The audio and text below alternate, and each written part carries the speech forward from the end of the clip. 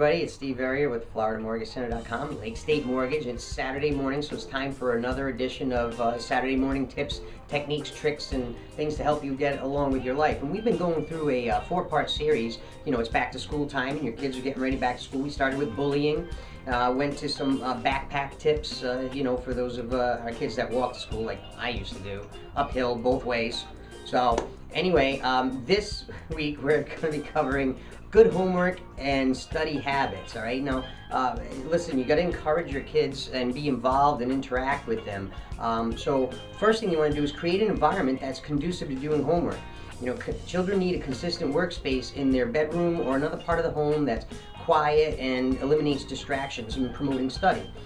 You want to schedule ample time for homework and make sure it's time where you're also available, you're around, you know, maybe you're in the other room, so you can be there to help them and give advice and answer any questions that they may have. You also want to establish household rules about TV usage and other electronic distractions, you know, iPads, iPods, and all the other things that kids have these days. And you also want to take steps to help alleviate fatigue issues. Make sure, you know, they're taking snacks, taking breaks, stretching, exercise, things of that nature, just so that they don't get worn down. If they're struggling with a particular subject and you aren't able to help yourself, consider getting a third-party assistance. You know, they do have online tutors that are available.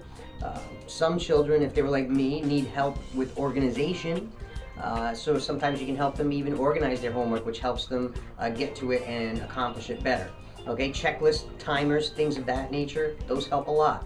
So if they're having trouble just focusing on their homework in general, then you might want to consider going to school and discussing it with their teacher or their counselor, you know, and try to get to the root of what might be the problem there.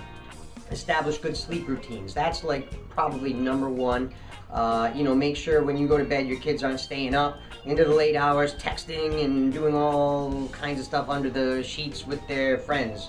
You know, it used to be the party lines. You know, every once in a while you picked up the phone and you know, you had 12 people on a line. Well, they do that all the time now with the different little apps they have.